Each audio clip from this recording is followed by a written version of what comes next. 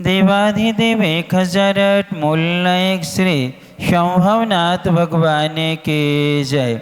देवाधिदेव 1008 मुनीश्वरनाथ भगवान की जय। परमे पूज्य संत श्रोमणी आचार्य भगवान गुरुवर श्री विद्यासागर जी महाराज की जय।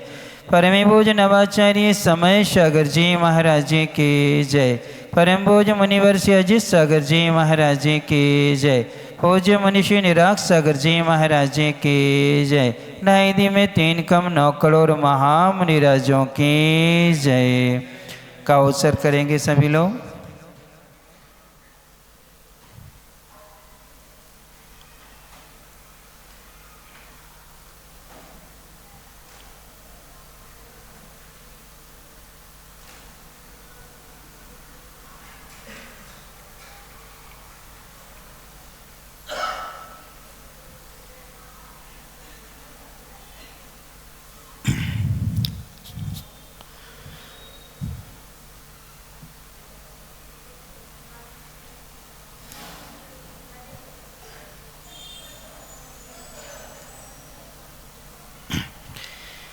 अरिहंत भगवन्तीन्द्रमहितः सिद्धाश्च सिद्धीश्वरः आचार्याजिन शासनोन्नतिकरः पूज्योपाध्यायिकः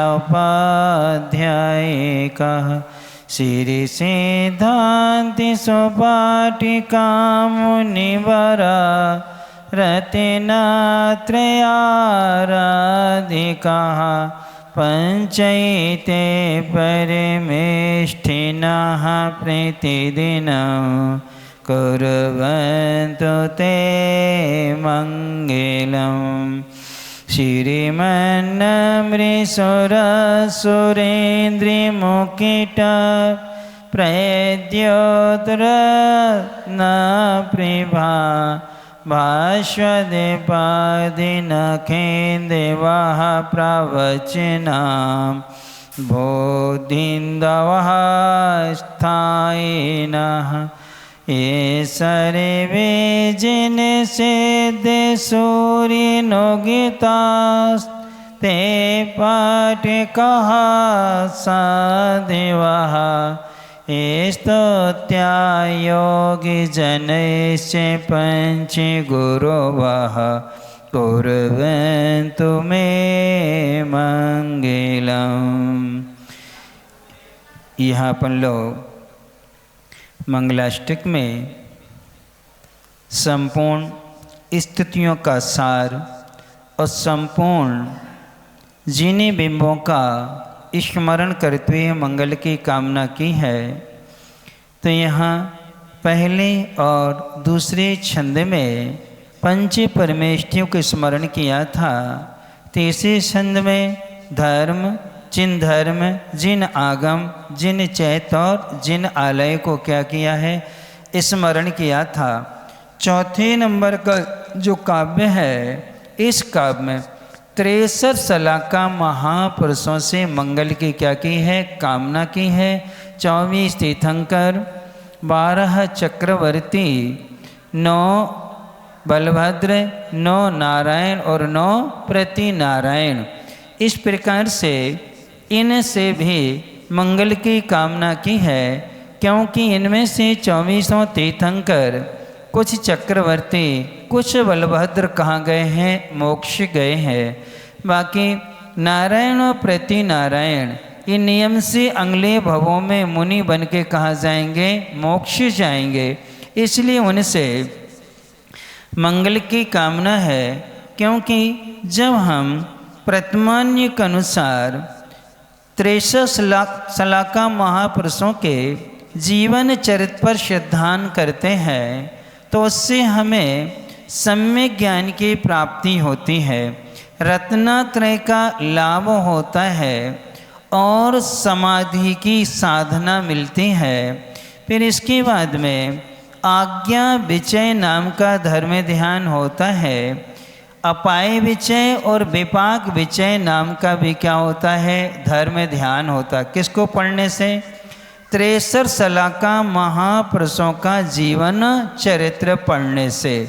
इतनी सारी विशेषताएं होती हैं, इसलिए सभी मांगलिक कार्यों में यदि कोई स्तुति की जाती है तो कौन किया जाता है? मंगल अष्टक को पढ़ा जाता है। क्योंकि आपको बताया था प्रत्येक स्तुति में एक एक तीर्थंकर का ही वर्णन होता है या पांचों परमेष्ठी का, लेकिन इसमें संपूर्ण महापुरुषों का क्या किया गया है? वर्णन किया गया है। कल अपन ने पढ़ा था रिद्धियाँ जो होती हैं जिनसे हमारी आत्मा की क्या होती है? रक्षा होती है, अथवा जो हमारी तप के बल से आत्म परिणामों की विशुद्धि से दुख और दुख के कारणों से बचाती हैं, वो कौन कहलाती हैं? रिद्धियाँ कहलाती हैं। ये रिद्धियाँ 64 होती हैं। कितनी होती हैं? 64 होती हैं। इन रिद्धियों की प्राप्ति का मूल कारण क्या है? इन रिद्धियों को प्राप्ति का मूल कारण है चारित्र मोहिनी कर्म की विशुद्धता। किसकी? चारित्र मोहिनी कर्म की विशुद्धता, यानी बगैर चारित्र की रिद्धियाँ मिलती नहीं है। सम्यक दृष्टि को भी मिलती हैं और मिथ्या दृष्टि को भी मिलेंगी, लेकिन मिथ्या दृष्टि के लिए जो रिद्धियाँ मिलती हैं वो भी उसको उसके चारित्र के बल से मिलती। किसके बल से? चारित्र के बल से, यानी 5 पाप, सप्त व्यसन, इनसे जो रहित होते हैं और जो मंत्र जाप उपवास पूर्वक करते हैं। क्या करते हैं? उपवास पूर्वक मंत्र आदि का जाप करते हैं, उनके लिए रिद्धियाँ क्या होती हैं? प्राप्त होती हैं। लेकिन इनमें से 64 रिद्धियाँ हैं।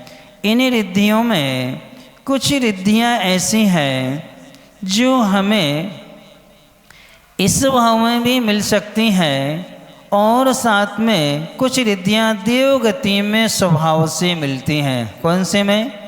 देव गति में अणिमा, महिमा, लघिमा, ईशत्व, वशित्व, प्राकाम और अंतर्धान, ये 8 रिद्धियाँ देवों की चारों निकायों में होती हैं। किस में होती हैं? चारों निकायों में देवों में क्या है? ये पाई जाती है। लेकिन उन्हीं देवों में पाई जाती है जिन्होंने यहाँ तप आदि को अच्छे से क्या है? किया हुआ है। अब इसके बाद में यहाँ ये रिद्धियाँ मुनिराज को भी मिलती हैं, जिसे विक्रिया रिद्धि 11 प्रकार की है। ये 11 प्रकार की विक्रिया रिद्धियाँ मुनिराजों को मिलती हैं, तो किसके बल से मिलती हैं? किसके बल से मिलती हैं? तप के बल से। कौन सा तप करने से?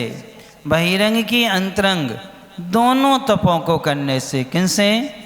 अंतरंग तपों को विशुद्धि में लाने के लिए बहिरंग तपों को क्या है? तपते हैं। जैसे विष्णु कुमार मुनि महाराज थे, उनके पास में विक्रिया रिद्धि थी। वह विक्रिया रिद्धि कैसी थी? वे चाहे तो अपना शरीर परमाणु के बराबर छोटा बना सकते हैं और चाहे तो अपने 3 लोक के बराबर भी क्या कर सकते हैं? शरीर को बना सकते हैं।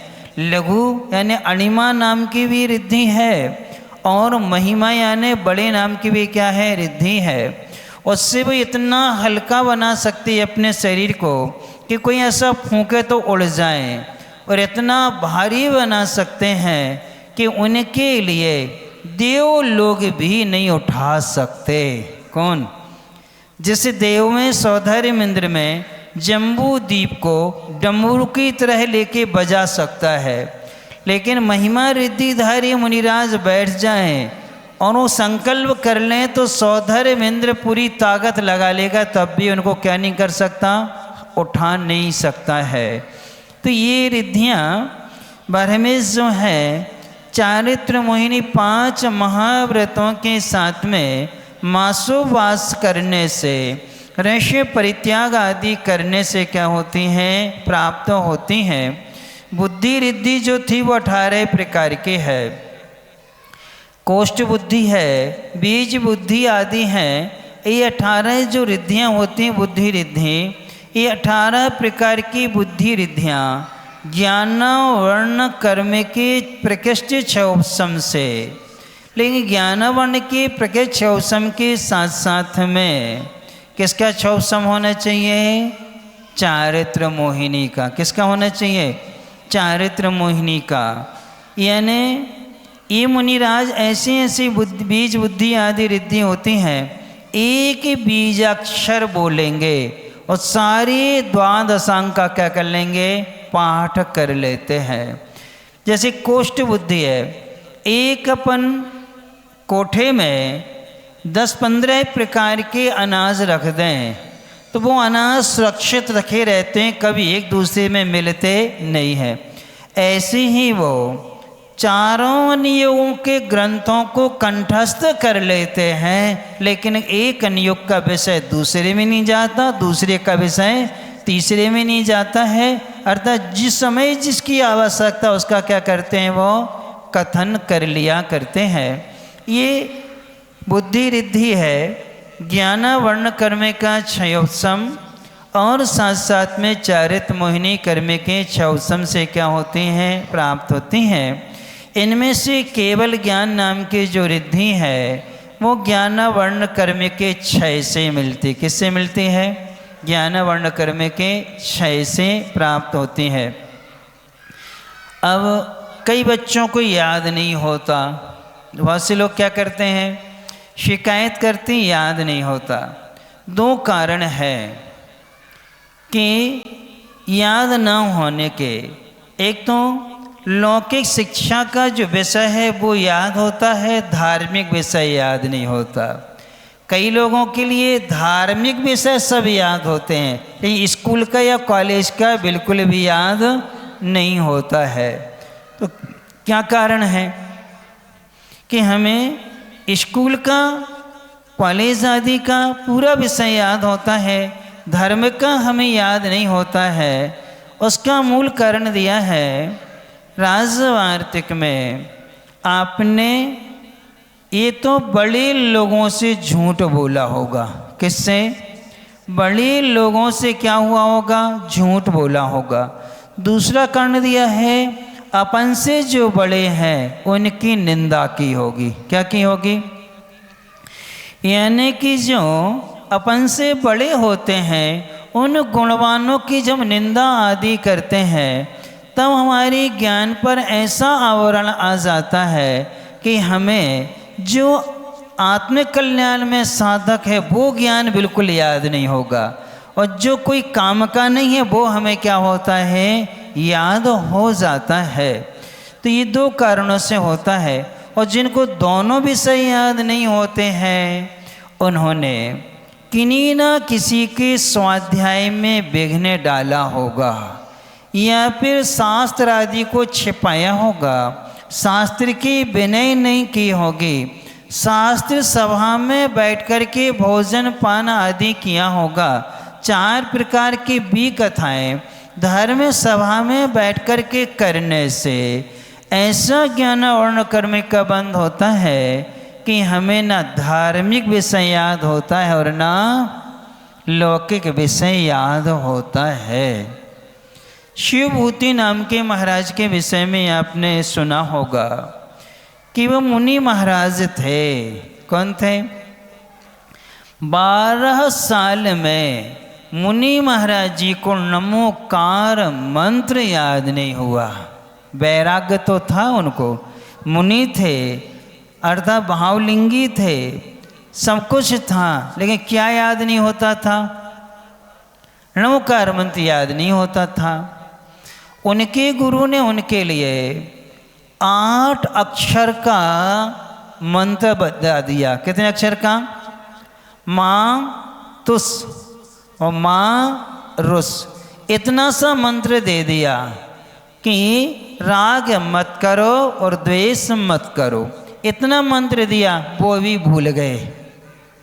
तो ऐसा क्या कारण था कि शिवभूति मुनि महाराज तो बने लेकिन उनको नमोकार मंत्र भी याद नहीं हो रहा है, वैराग्य बहुत पक्का है, सब कुछ है, लोग कहते हैं हमारे प्रतिक्रमण कैसे करते होंगे, वह तो बहुत बड़ा होता है, जब नवकार मंत्र याद नहीं है तो। ऐसे मुनि महाराज जिनको अष्टे प्रवचन मातृका मात्र का ज्ञान होता है, 5 समिति 3 गुप्तियाँ जिनकी आत्मा में समाहित होती हैं, उनको प्रतिक्रमण स्तवन इन सब की शब्दों से करने की कोई आवश्यकता नहीं होती है। मन में स्मृति में लाके नमस्कार कर लेने से उनका स्तवन हो जाता है और सबसे क्षमा, सबको क्षमा इतना करने मात्र से क्या हो जाता, उनका प्रतिक्रमण हो जाया करता है। तो उन्होंने पूर्व में शिवभूति महाराज जब भारद्वाज की पर्याय में थे, भारद्वाज ब्राह्मण थे, उस पर्याय में थे, उस समय उन्होंने अपने नगर में एक विद्वान आए थे, उन विद्वान को रुकने नहीं दिया था, उन विद्वान का उपदेश नहीं होने दिया था। किन्होंने? भारद्वाज की पर्याय में थे। एक विद्वान को नगर में रुकने नहीं दिया, उसका उपदेश नहीं होने दिया। इस भाव से यदि ये विद्वान यहाँ उपदेश करेगा, यदि ये विद्वान यहाँ प्रवचन करेगा, तो हमारे लिए कोई भी पूछेगा नहीं। अर्थात हम जैसा कर रहे हैं वो सब क्या है, दूसरों की दृष्टि में आ जाएगा कि ये गलत है। इसलिए इन विद्वानों को हमें क्या नहीं करना।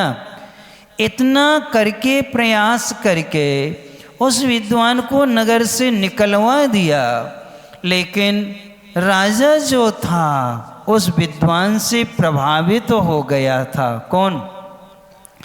क्यों? वहाँ के नगर का जो राजा था भेष बदल के नगर की परिक्रमा करता था, और जो भी कोई अतिथि मिलता था तो अपने महल में लाके उनकी व्यवस्था करते थे। तो ये विद्वान नगर में आ रहा था तो मिल गया। उस समय उनसे उनकी चर्चा हुई, और चर्चा में वो समझ गए कि इससे बड़ा विद्वान इस संसार में और कोई नहीं है। लेकिन भारद्वाज ने क्या किया, ये राजपुरोहित के पद पे थे, राजा के यहाँ पर थे विद्वान, इसलिए उसने अपने प्रभाव से उनको नगर में रुकने नहीं दिया। उसके 18 भाव निकल गए असंगी पर्याय में। कितने भाव निकले? 18 भाव। 1 इंद्री बना, 2 इंद्री बना, 3 इंद्री बना, 4 इंद्री बना, पंचेंद्री असंगी कई बार बना।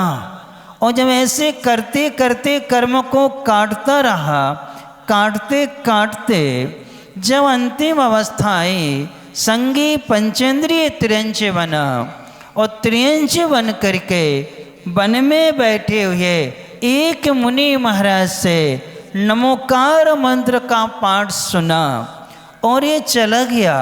और रोज नियम से महाराज सुबह उठते थे और वो 4 बजे से अपनी स्तुति पाठ करना क्या कर देते थे, प्रारंभ कर देते थे। जैसे इसको आवाज़ आती थी और जी आकर कोई बाजू में बैठ करके क्या करता था, सुनता था। कौन? ये त्रियंच था सियाल की पर्याय में। किसी पर्याय में? सियाल जैसे लोमड़ी कहते हैं, उसके पर्याय में था। तो ये उनके भगवान की मुनि महाराज के मुख से क्या सुनता था, स्तुति सुनता था और चला जाता था। ऐसे करते हुए महाराज से उसने नियम ले लिया, अब मैं किसी भी जीव को कभी मारूंगा नहीं। हिंसा का क्या कर दिया उसने, त्याग कर दिया। और जो वन में फल आदि वृक्ष से पक्के नीचे गिर जाएंगे, हम उन्हीं फलों को क्या करेंगे, ग्रहण करेंगे। पानी हम प्राशुक पानी पिएंगे, यानी झरने का पानी पिएंगे या नदी का क्या करेंगे, पानी पिएंगे। बाकी कोई भी जल हम ग्रहण नहीं करेंगे। ऐसे अणुव्रतों को धारण कर लिया। धारण करके मरण हुआ, और मरण करके वो शिवभूति की पर्याय में आया। किस में आया? शिवभूति कोई गरीब नहीं थे, राजा के बेटे थे। किसके बेटे थे? राजा के यहाँ जन्म हुआ, अच्छी सुख सुविधाओं में पालन हुआ। राजा जी ने इसके लिए गुरुकुल में रखा, दो दो गुरुओं को अपने महल में रख कर के पढ़वाया, अथक प्रयास किया, यहाँ तक कि एक स्वर्ण मुद्रा देता था विद्वान के लिए। वो विद्वानों ने अथक प्रयास किया, लेकिन उसको एक अक्षर भी क्या नहीं होता था, याद नहीं होता था। किसको? लेकिन जो सियाल के पर्याय में अनुवृत आदि पाले थे, उस चर्या का संस्कार था कि उच्च कुल में जन्म हो गया। एक मुनि महाराज आते हैं, राजा जी के महल में आहार होते हैं। आहार करने के बाद में जब महाराज जाने लगते हैं तो वो कहता है, राजन महाराज ये पुत्र हमारा तो निर्बुद्धि है। कैसा है? निर्बुद्धि है, इसको कोई ज्ञान नहीं है, ये कुछ सीखता ही नहीं है, सब कुछ है लेकिन इसके लिए कोई अक्षर याद नहीं होता है। और हम चाहते हैं, हम आपको समर्पित करते हैं। किसको? मुनि महाराज ने एक नज़र उठा के देखे, अष्टांग निमित्त ज्ञान के ज्ञाता थे, और जैसे ही उन्होंने उसके माथे को देखा और कहने लगे ये तो निकट भव्य है, मुझसे पहले इसी भाव में मोक्ष चला जाएगा। कौन? उनने राजा जी से ले लिया कि जल्दी लाओ। किसको? इसको हमें दे दो आप। तो उसको लेकर के क्या है, महाराज चले गए। कुछ दिन बाद उसको दीक्षा दी। दीक्षा देने के बाद में चर्या का निर्दोष पालन का एक भी अत्याचार नहीं लगता था। किनकी चर्या में? शिवभूति की। और जब उनकी चर्या में कोई दोष नहीं लगता था, तब उनको जब याद नहीं, 12 साल तक मुनिराज प्रयास करते रहे। फिर उनको एक परिहार नाम का प्रायश्चित होता है, तो उन्होंने ये मारुस नाम का मंत्र देकर के उनको विहार करा दिया। संग से क्या करा देते हैं? विहार करा देते हैं। अब इसी का जाप करते रहना। वो भी भूल गए। कौन? वो महाराज वो भी मंत्र भूल गए। नदी से निकल रहे थे, एक माँ दाल को धो रही थी, उड़द की दाल उसको धो रही थी। तो ने कहा ये कैसी महिला है बताओ, नदी में क्या कर रही है? अनाज को क्या कर रही है? जो सार होता है उसको अलग कर रही है, छिलके को क्या कर रही है? अलग फेंक रही है, और दाल को रखती जा रही है। तब महाराज ने उससे पूछा, माँ किम करोती, यानी कि आप क्या कर रही, सारे इसका आप ये क्या कर रही हैं? तब उन्होंने माँ ने उत्तर दिया, तुस मांस भिन्नम। तुस यानी छिलका, मांस यानी उड़द की दाल। मैं उड़द की दाल से छिलके को क्या कर रही हूँ? अलग कर रही हूँ। तो ने कहा तुस मांस भिन्नम, तुमने बुद्धि पर जोर डाला। गुरु यही तो कह रहे थे, माँ तुस माँ रुस। अच्छा, इसी प्रकार से तो आत्मा अलग है और शरीर अलग है। आत्मा क्या है? अलग है, और शरीर क्या है? अलग है। बस वहीं खड़े हो गए नदी किनारे, आत्मा अलग और शरीर अलग। ध्यान करने लगे। ध्यान किया है, 48 मिनट में केवल ज्ञान हो गया। क्या हो गया उनको? केवल ज्ञान हुआ। जिन महाराज ने प्रायश्चित दे करके उनको संग से विहार कराया था, वही महाराज उनकी सभा में आए और उनको आकर के नमोस्तु करके नाना तरह की क्या करें? स्तुतियाँ करें। तब उन्होंने उन्हीं आचार्य महाराज ने पूछा, उन्हीं से पूछा कि एक बालक था, उसको राजमहल में भी याद नहीं हुआ और राजा ने मुझे दे दिया, मैंने भी प्रयास किया, कारण क्या था? उन्होंने केवल ज्ञान में झलक गया कि पूर्व में क्या किया था, क्या नहीं किया था। एक विद्वान को मेरी पोल ना खुल जाए इसलिए उसको प्रवचन होने नहीं दिया था। वो कर्म जब उन्होंने पूरे 18 भाव सुने कि असंगी पर्याय में गए और फिर तुमने संगी पंचमी त्रियंची की पर्याय में मुनि महाराज के मुख से स्तुति सुनी है और सुन करके तुमने अनुव्रतों का पालन किया, इसलिए उच्च कुल में क्या हुआ, जन्म हुआ। उससे वैराग्य संस्कार तुम्हारे दृढ़ रहे, तो मोह में क्या है, फंसे नहीं। बाल्य ब्रह्मचारी थे कौन? अब ऐसे मूर्ख व्यक्ति को कौन देगा अपनी कन्या? भले राजा के बेटे हैं, लेकिन सबने शादी से क्या कर दिया था, मना कर दिया था, क्यों? उनको कुछ याद ही नहीं होता था। तो इस प्रकार से इन रिद्धियों को प्राप्त करने के लिए कभी भी हमें किसी के स्वाध्याय में बाधा नहीं डालना चाहिए, किसी को स्वाध्याय से रोकना नहीं चाहिए। कई बार जैसे कोई क्लास में बैठा है और अब वो सुन रहा है और उसकी फ्रेंड आई, उसको कोई काम है तो उठा लेगी, बुला करके फ़ोन लगा देगी वहीं से, चल उठ के आ जाओ, अपन को चलना है वहाँ। तो क्या क्या किया उसने, क्या किया? यानी उसके धार्मिक ज्ञान में उसने क्या डाली, बाधा। कई बार स्कूल आदि में, कॉलेज आदि में वो पढ़ना चाहता है, लेकिन दूसरा मित्र क्या करता है, घूमने के लिए कहता है, खेल आदि के लिए, क्रीड़ा आदि के लिए जाने को कहता है, और वो इस कार्य से उठाकर उसको क्या अन्य जगह ले जाता है। कौन से कर्म का बंध होगा, किसका बंध होगा? ज्ञान वर्ण कर्म में। तब कितना भी कर लो तुम, ये शिवभूति महीनों महीने को वास करते थे, 15-15 दिन को वास करते थे, लेकिन क्या नहीं होता था? देखो वैराग्य इतना दृढ़, लेकिन बुद्धि रिद्धि नहीं मिली, और ऐसी रिद्धि मिली छायक केवल ज्ञान मिला। क्या मिला उनको? छायक केवल ज्ञान की क्या हुई, प्राप्ति हुई है। तो चारित्र के बल से ये केवल ज्ञान की क्या होती है, प्राप्ति होती है। विक्रिया रिद्धि जो मिलती है, यानी शरीर को छोटा बड़ा आदि ये सब बनाने का, इसका मूल कारण क्या है?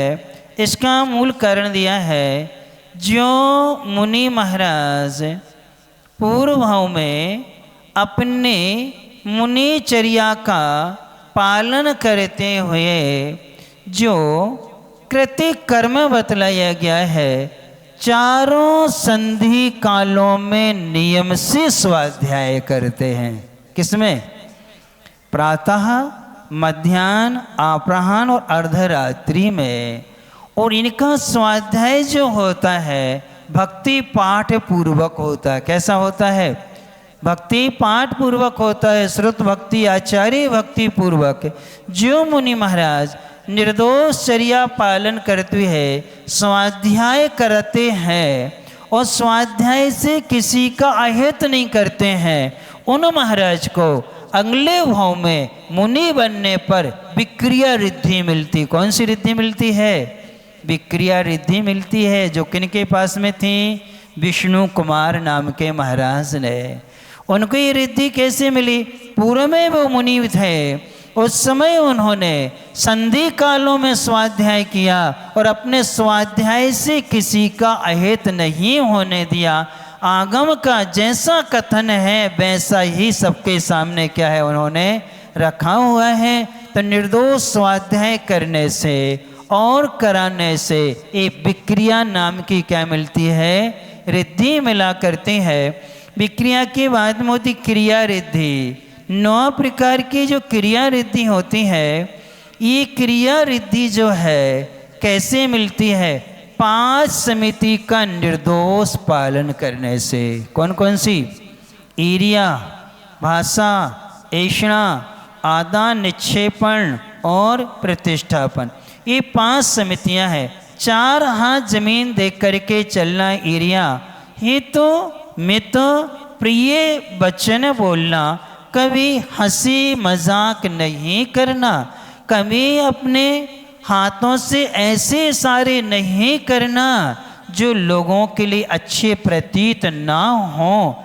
अतः जो लौकिक जन होते हैं उन्हें जैसे सारी यदि साधु करते हैं तो उनकी समिति में क्या लगता है? दोष लगता है, क्योंकि भाषा समिति शब्दों से शब्द बोले जाए ये जरूरी नहीं है, हाथों के इशारे से भी शब्द क्या हैं बोले जाते हैं, आँखों के इशारे से भी शब्द क्या हैं बोले जाते हैं। जैसे कहीं जाना है, अब बोल नहीं पा रहे हैं, कुछ नहीं है, तो धीरे से क्या कर दिया, बस ऐसे ही कर दिया, बस चलो हो गया काम। अब इतना करने से हमारी उस भाषा समिति में दोष लग गया, उससे हमें अगले भव में क्रिया नाम की रिद्धि नहीं मिलेगी। फिर इसके बाद में ऐसा 46 दोषों से रहित आहार को करना। क्या करना? 46 दोषों से रहित आहार को क्या है करना। यानी कि हम लोगों की चर्या में यहाँ वहाँ देखना भी दोष माना जाता है। क्या करते समय? आहार करते समय, यानी अंजलि पर ही दृष्टि होना चाहिए। और ज़्यादा से ज़्यादा है तो हम लोगों के लिए कहा है गोचरी, गाय के समान। गाय जो होती है घास पर दृष्टि रखती, डालने वाले पर दृष्टि नहीं रखती है। और भौरा जो होता है भ्रामरी वृत्ति, भौरे के लिए कहा है कि भौरा फूल का रस ले लेता है लेकिन फूल को हानि नहीं पहुंचाता है। इस प्रकार से अक्षमरक्षण नाम की भी वृत्ति होती है। जैसे बैलगाड़ी चलती है, उसके चक्के से आवाज़ आती है तो उसमें ग्रीस लगा देते। क्या लगा देते हैं? चिकनाई लगा दे ताकि इसमें क्या हो, आवाज़ ना आए। ऐसे ही शरीर में क्या है वो भोजन, ग्रीस के समान भोजन दे देते हैं ताकि ये शरीर हमारी साधना में बाधक ना बने। उतना ही क्या दे दिया? आहार दे दिया। लेकिन जब हम आहार कर रहे हैं, यहाँ वहाँ के लोगों से हम इशारे में ही लगे, हमारे हाथ में क्या आ रहा है, हम क्या खा रहे हैं उसका कोई पता नहीं है। बाहर कौन खड़ा है, कौन आज सोला पहना नहीं है, कौन नहीं है, उसको इशारा करना, उसको इशारा करना, ये सब जो अपन करते रहते हैं ये चर्या में क्या लगते हैं? दोष लगा करते हैं। इसलिए ये सब चीज़ें आप लोगों को अच्छी लगती हैं। किन को? तुम लोगों को क्या लगती हैं? अच्छी लगती ये चीज़ें, जबकि ये चर्या में क्या मानी जाती हैं? दोष माने जाते हैं। तो ये ऐसे इन दोषों से रहित, उद्गम, उत्पादन, धूम आदि दोषों से रहित जो आहार को ग्रहण करते हैं उनको क्रिया नाम के क्या हैं? रिद्धियाँ मिलती हैं। फिर क्रिया रिद्धि के बाद में आती है बल रिद्धि। कौन सी? बल रिद्धि। मन बल, वचन बल और काय बल, ये रिद्धि मिलती है व्रतियों की वैया वृत्ति करने से। क्या करने से? 3 तरह की वैया वृत्ति होती है। एक मानसिक वैया वृत्ति, एक वाचनिक वैया वृत्ति, एक कायिक वैया वृत्ति। मानसिक वैया वृत्ति ये कहलाती है कि मेरे निमित्त से हमारे गुरु को कोई विकल्प ना हो। क्या हो? हम इतने अच्छे से व्यवस्थित रहें कि गुरु को हमें टोकना ही ना पड़े। गुरु हमारे निमित्त से कहें अरे देखो इतना हमने विश्वास किया लेकिन उन्होंने हमारे साथ में ऐसा किया, बुला के समझाना पड़े, कहना पड़े कि ये तुम्हारी गलती है, तुम ये नहीं करना चाहिए। तो हम उनकी साधना में साधक बन रहे कि बाधक बन रहे? क्या बन रहे बोलो? ये मानसिक वैया वृत्ति है कि मेरे निमित्त से महाराज को कोई विकल्प ना हो, उनके मन में कोई भाव ना आए, ऐसा सावधानी रखना।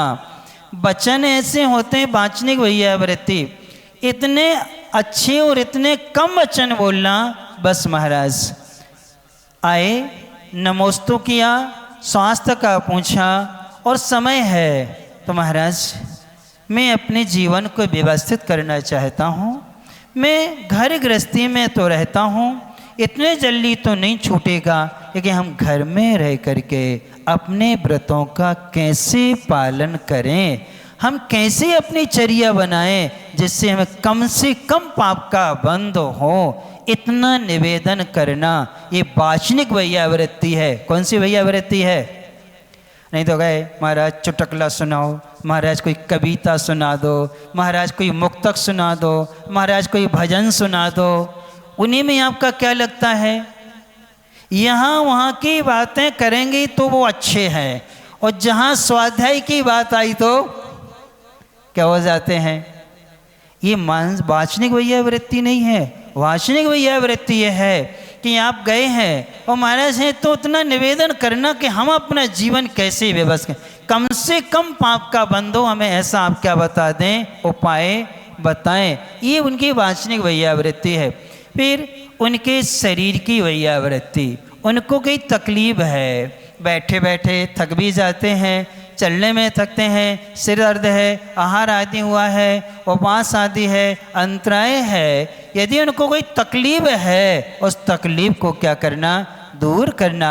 निवेदन है गुरुवर कि मैं थोड़ा सा पुण्य कमाना चाहता हूँ, आपको तो आवश्यकता नहीं है लेकिन मुझे तो आवश्यकता है, ताकि मुझे निरोग और स्वस्थ शरीर मिले। इसलिए मैं क्या करना चाहता हूँ, सेवा करना चाहता हूँ, और निवेदन करके अनुकूल क्या करना, व्यवस्था बना देना। इस प्रकार से वैयावृत्ति करने से मानसिक, वाचनिक और कायिक, ये करने से बल रिद्धि के क्या होती है, प्राप्ति हुआ करती है। फिर इसके बाद में तप रिद्धि। तप रिद्धि ऐसी रिद्धि होती है, इसकी प्राप्ति होती है इच्छाओं का निरोध करने से। क्या करने से? देने वाला देता है लेकिन लेने वाला लेता नहीं है। अब कई बार कहते महाराज जी आपने थाली में से हटाया तो था नहीं, अब क्यों नहीं ले रहे? अब जितना लेना था सो ले लिया, अब क्या तुम्हारे लिए? नहीं महाराज आपको तो लेनी पड़ेगा, और ले लो और ले लो और ले लो। लेकिन महाराज क्या करते हैं, ज़्यादा कर दे तो क्या कर लेते हैं वो, और ज़्यादा जिद करी तो महाराज बैठ जाते हैं, अंतराय कर देते हैं। इच्छाओं का निरोध है, यानी जितना लोगों से मिल रहा है उसमें लेना ही नहीं, ना ख्याति को स्वीकार करना, ना वस्तु के लाभ को स्वीकार करना, और ना ही प्रतिष्ठा को क्या करना, स्वीकार करना। एक मुनि महाराज जी मिले थे, बहुत पहले की बात है, चूँकि गृहस्थ में थे तो नाना मुनि महाराज थे। उनके साथ में वो महाराज थे, उनका नाम कीर्ति सागर था, और वो महाराज बहुत निष्प्रय थे, तखत पाटा भी नहीं लेते थे। जाते थे मंदिर में या धर्मशाला में, जमीनी पर ही लेटते थे, कोई चिटाई इटाई ओढ़ते नहीं थे, दक्षिण भारत के थे वो। और पिछी कमंड के अलावा कोई शास्त्र भी अपने पास नहीं रखते थे। मंदिर में से उठाया, पढ़ लिया, स्वाध्याय किया, जनालय में क्या है छोड़ा और आगे बढ़ जाते थे। वो महाराज का प्रसंग है केसलोंच का। महाराज केसलोंच कर रहे हैं आप, क्योंकि आपने राख का निवेदन किया था, तो उन लोगों ने स्टेज अच्छी बना दी। क्या बना दी? अच्छी स्टेज बना दी। काफ़ी लोग आएंगे, देखेंगे, महाराज प्रभावना होती है। महाराज ने कुछ नहीं कहा, चुपचाप रहे। प्रातः हुआ, कमंडल उठाया, जंगल के लिए गए, और वहाँ गए और जाकर के वहीं पत्थर पर बैठे और वहीं क्या कर लिया, बनी रहे तुम्हारी स्टेज, तुम्हारा मंच, सब कुछ वहीं पड़ा रहा। और जब आए, लोगों ने कहा रोज महाराज को 20 से 25 मिनट लगते थे जंगल के लिए, अभी तक महाराज लौटे नहीं। महाराज को करीब 1.25 घंटा लग गया, लेकिन लोगों की हिम्मत नहीं पड़ी, कौन जाए देखने। कोई बात नहीं, वो लोग बैठे रहे। और जब महाराज वहाँ से आए तो कैसे थे, बिल्कुल केसलोंच हो गए। ये कहलाती है इच्छाओं का निरोध, ये कहलाता तप, यानी हर इच्छा का क्या कर देना, निरोध कर देना। चाहे वो ख्याति संबंधी हो, चाहे लाभ संबंधी हो, और चाहे प्रतिष्ठा संबंधी हो, इन सबको क्या कर देना, दूर हो जाना। इन सब से परे जब होते हैं तब हमें 7 प्रकार की तप रिद्धि मिलती है। कौन सी रिद्धि? 7 प्रकार की क्या मिलती है? तब रिद्धि मिलती है जिनसे हम प्रभावित हुए थे। मुनि श्री ब्रह्मानंद सागर जी महाराज, हम लोग उस समय स्कूल और कॉलेज में थे, उस समय उनसे प्रभावित होकर के होटल का त्याग किया था आजीवन। किसका? होटल का त्याग। ये बैठी दीदी ने भी उसी समय त्याग किया था, और ये सब भैया बैठे हैं, ये सबकी शुरुआत उस समय से हुई है कि वो महाराज आए थे, और उन महाराज से हम उस समय 90 लड़के जुड़े थे उनसे। कितने? 90 लड़के। वो उन्हीं से आहार लेते थे जिनका आजीवन होटल में खाने का क्या हो? त्याग हो। रात्रि के बनी हुई सामग्री का भी त्याग हो, रात में खाने का नहीं, रात में जो सामग्री बनी है उसका भी दिन में खाने का क्या हो? त्याग हो। ऐसे महाराज थे, चौथे काल के महाराज माने जाते थे। और वो महाराज भी क्या थे? ख्याति लाभ पूजा से क्या थे? परे रहते थे, उनको किसी से कोई मतलब नहीं है। तो इस प्रकार से उनको महाराजों के पास ऐसी रिद्धियाँ क्या होती हैं? प्राप्त हो जाते हैं कि 8 दिन के निर्जल क्या कर लेते हैं? उपवास कर लेते हैं, और ठंडी गर्मी बारिश को ऐसी लकड़ी पर क्या करते हैं? सहन करते हैं। वो चटाई भी नहीं ओढ़ते थे और कुछ बिछाते भी नहीं थे, ठंडी में ऐसे ही रहते थे, गर्मी में तो ठीक है। और एक विशेषता थी उन महाराज से, वो कभी नैपकिन कपड़े से शरीर को पुछवाते नहीं थे, यानी कपड़े का स्पर्श नहीं होना चाहिए। वही व्रती करते समय हम लोग अपने क्या करते थे? कपड़े ऐसे ऊपर चढ़ा लेते थे, तब उनकी क्या करते थे? वही व्रती करते। दक्षिण भारत के थे आचार्य महाराज के जो प्रथम गुरु थे महाबल सागर जी, उनके शिष्य थे वो ब्रह्मानंद सागर जी। तो ऐसे इच्छाओं का निरोध करना क्या है? तप कहलाता है। अर्थ ऐसे ग्रस्त भी होते हैं। हमने ग्रस्त को देखा, यहाँ मिसरौली के थे, वो कोमल चंद जी जैन शिक्षक थे, वो उन महाराज से प्रभावित थे और ब्रह्मानंद सागर से जुड़े थे। वो एक बार आए पर्यूषण में, उनके पास 1 माह रहते थे। 1 माह जब रहते थे तो श्रावक के यहाँ भोजन नहीं करते थे। किसके यहाँ?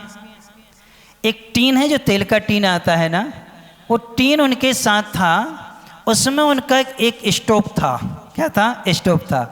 एक गंजी थी और एक पानी की इतनी सी क्या थी? कैन थी 2 लीटर के करीब, और उसी में एक थाली थी, एक चम्मच थी। इसके अलावा कुछ भी नहीं। वो क्या करते थे? अपना चावल दाल आदि सब अपना लाते थे, सुखा लिया, धो लिया, और अपने ही पैसे से क्या किया? खिचड़ी बना लेते थे, उसी में सब कुछ डाला और एक टाइम लेते थे और खाया पिया, और शेष समय महाराज के पास बैठ के स्वाध्याय करते थे।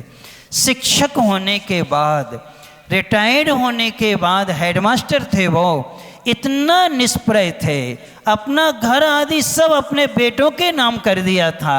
जो पेंशन मिलती थे उस पेंशन से अपना भोजन और जितना पैसा बचता था सब क्या करते थे? दान में करते थे। वो हमें पिड़ावा प्रवचन के लिए लेके आए थे महाराज के पास 96 में कि ब्रह्मचारी जी आपको प्रवचन के लिए चलना है। तो वो हमें लेके आए थे और उस समय वो हमें लेके भी वापस गए। समाज ने प्रवचन के बाद एक लिफाफा दिया तो हमने लिया नहीं। हमने कहा देखो समाज हमें आहार अच्छे से करा देती है, पहनने को कपड़े दे देती है, पढ़ने लिखने के लिए डायरी पुस्तक शास्त्र दे देती है। कहीं भैया जी किराए के लिए काम आएगा, हमने कि मास्टर साहब लेके आए हैं और यही क्या करेंगे, हमें ले जाएंगे, अब हमें ज़रूरत नहीं है। तो ऐसी निष्प्रहा जहाँ होती है ये महाराजों से हमें सीखने को क्या है मिला करती है। उनको तप रिद्धि मिलती है। कौन सी रिद्धि मिलती है? तप रिद्धि की क्या होती है? प्राप्ति हो जाया करती है। इस प्रकार से इन रिद्धियों के क्या है ये कारण है। रस रिद्धि 5 प्रकार के होती है। नीरस भोजन करने से ये रिद्धि प्राप्त होती। कौन सा भोजन करने से? नीरस भोजन करने से रिद्धि मिलती है, यानी सभी रसों का क्या करना? त्याग करना मात्र हमें काम चलाने के लिए क्या है, साधना के लिए अन्न और जल को क्या करना, ग्रहण कर लेना। ऐसा त्याग करके जो चर्या करता, कौन सी रिद्धि मिल जाती है, रस रिद्धि। उनके हाथ में तो रूखा सूखा भोजन रखोगे वो घी जैसा हो जाएगा, मधुर रस जैसा हो जाएगा। हाथ में आते ही साथ में क्या हो जाता है, विष भी अमृत बन जाता है उनके हाथ में आते ही साथ में। ऐसी रिद्धियाँ मिलती हैं। औषध रिद्धि कैसे मिलती है, औषध रिद्धि जो होती है ये जो है दो कारणों से मिलती है, वैयावृत्ति करने से और औषध का दान करने से। क्या करने से, वैयावृत्ति और औषधि का क्या करने से, दान करने से। कैसी औषधि दान करना चाहिए, कैसी, छिपा के कि छपा के है? अपन दान कैसे देते हैं, छिपा के कि छपा के? देखो वो लगे सामने, फ्लैक्स लगे। यदि एक व्यक्ति का नाम कम हो जाए, यदि वो जन्म हुआ है 15 दिन का है, भाई महीना भर का है, यदि उसका नाम भी छूट गया तो उनको विकल्प होगा, तुमने उसका नाम नहीं बोला था इसलिए हम नहीं देंगे पैसे। क्या करेंगे, तुमने शांति धारा में उसका नाम नहीं बोला इसलिए क्या नहीं देंगे हम। अब सोचो आप लोग, ये औषध रिद्धि उनको मिलती है, दाएं हाथ से दान करते हैं, बाएं हाथ को मालूम नहीं चलता है कि हमने कौन सी चीज़ कैसे दान में दी है। ऐसा दान की शिक्षा लेना है श्री कृष्ण जी से लेना कि श्री कृष्ण जी ने औषध दान करके तीर्थंकर प्रकृति का वंदन किया था। दूर से देखा, वैद्य जी ने उपचार बता दिया, औषधि तैयार की, हर चौके में लड्डुओं में क्या है वो औषधि बना करके क्या है रख दी, किसी को पता नहीं। और महाराज ने आहार में ली, उनका रोग क्या हो गया, दूर हो गया, किसी को पता नहीं चला। और वैद्य जी ने जिनने दवाई बताई तो उनको विकल्प हो गया, उनको क्या हो गया, हमारी दवाई से ठीक हुआ, और महाराज ने हमारे लिए कछु नहीं किया है। इतना विकल्प होने से वो वैद्य मर के बंदर बना। क्या बना, क्या बना, देखो औषधि दान एक ने दी तो तीर्थंकर प्रकृति का बंद किया, एक ने प्रशंसा चाहिए तो क्या बन गए वो। तो आप लोग भी क्या चाहते हो, है? सब लोग देखें, सब लोग प्रशंसा करें, तभी तो अपन के लिए लगेगा कि हाँ ये दान देने वाले हैं, ये चौका लगाने वाले हैं, इनके यहाँ थाली में इतनी सारी चीज़ें हैं, लोग आएंगे तो देखते हैं हाँ 4-5 थाली दिखाएंगे, चौका अच्छा है ना। इसीलिए अपन करते हैं। तो अपन को कभी भी ये रिद्धियाँ मिलती नहीं है। औषध रिद्धियाँ तो ये होती हैं, मिट्टी भी उठा के दे देते हैं तो वह भी औषधि का क्या है, काम कर जाती है। उन महाराज के शरीर से स्पर्शित हवा यदि किसी को लग जाए उसका रोग दूर हो जाता है। उनके नाक का मल, मुख का मल, लघु शंका, दीर्घ शंका आदि ये सब क्या करते हैं, औषधि का क्या काम करते हैं, जल औषधि, मल औषधि, बिट औषधि, ये क्या औषधि रिद्धि के जो भेद अपन पढ़ते हैं 64 रिद्धि में, नित्य प्रकम पाद में, इस स्तोत्र में, तो ये रिद्धियाँ किसके बल से मिलती हैं, ये औषध दान करने से, यानी छिपा के दिया जाता है, किसी को मालूम भी नहीं चलना चाहिए। ऐसे दान से रिद्धियाँ क्या हैं, प्राप्त होती हैं। शेष आगे आपको बताएंगे। अपन चलते हैं अपनी कहानी की ओर। कहाँ छोड़ी थी कि वो श्रावक क्या बन गया था, कौन, शिव कुमार क्या बन गया था, उसने अपने नमोकार मंत्र के प्रभाव से जो मंदिर बनवाए थे, 11 मंदिर बनवाए। कितने मंदिर बनवाए, 11 मंदिर बनवाए। मुनि बन के संलिखना पूर्वक मरण किया, और संलिखना पूर्वक मरण करके वो मुनि महाराज दूसरे स्वर्ग के देव बनते हैं। क्या बनते हैं, दूसरे स्वर्ग के क्या बनते हैं, देव बनते हैं। ऐसी उन्होंने शिक्षा दी कि नमोकार मंत्र का कितना प्रभाव हुआ करता है। यहाँ अमर जो धनवा है सेठ का पुत्र है, किसका है, सेठ धनवाई का पुत्र है, अपने पिता के लिए स्कूल के यानी कि पाठशाला के जो संस्कार थे, गुरुकुल के संस्कार थे, उससे उसने सबका मन जीता। अब स्वाध्याय की बारी आती है, स्वाध्याय कराते हैं। स्वाध्याय में उन्होंने कहा चारों अनुयोगों का स्वाध्याय करने से विशुद्धि तो बढ़ती है, सबसे ज़्यादा विशुद्धि बढ़ती है प्रथमान योग के ग्रंथों का क्या करने से, स्वाध्याय करने से। इसलिए 63 लाख महापुरुषों का नाम कंठस्थ याद करते हुए उनके जीवन वृत्त को बार बार क्या करना चाहिए, दोहराना चाहिए। ऐसा अमर कुमार सबको समझाता है और कहता है एक किसान था और अपने परिवार का भरण पोषण करता था। भरण पोषण करते हुए उससे एक दिन ये गलती हो गई, पढ़ा लिखा बिल्कुल नहीं था, अंगूठा छाप था। क्या था वो? लकड़ी लेके आता था, घर में पटक देता था। उसकी पत्नी बहुत होशियार थी, बिल्कुल पढ़ी लिखी जैसी यहाँ की है ना, बहुत अच्छी थी वो और अच्छे से करती रहती थी। ये लाके पटक देता था, वो लकड़ियों को व्यवस्थित करके क्या करती थी, बेच देती थी। एक दिन क्या हुआ कि बारिश हो जाने से नदी में बाढ़ आ गई, तो उस पार जंगल नहीं जा पाया और वापिस आ गया। 2-3 दिन तक, 7 दिन तक ऐसा चला। 7 दिन तक कोई लकड़ी लेके नहीं आया। पत्नी ने डांटा, बहाना बना के आ जाते हो, नदी में पानी आता है, इस समय तो बारिश में लकड़ी नदी में बह के आती है, उन्हें इकट्ठा करके लाया करो, लेकिन तुम्हें लाना है। तो उसने गुस्से में अपने पति के लिए धक्का दे दिया घर से। निकम्बे, काय को विवाह कर लिया था, जो पालन नहीं कर सकते, खिला नहीं पड़ा सकते, ऐसे अपशब्द बोल के उसको क्या कर दिया, निकाल दिया। वो भी स्वाभिमानी था, घर छोड़ के चला गया। कौन? वो किसान चला गया। चलते चलते दूसरे नगर में पहुंचा। 2 दिन का भूखा था, पानी पी लेता था, फल मिल जाते थे, लेकिन अनाज के बगैर पेट भरता नहीं है।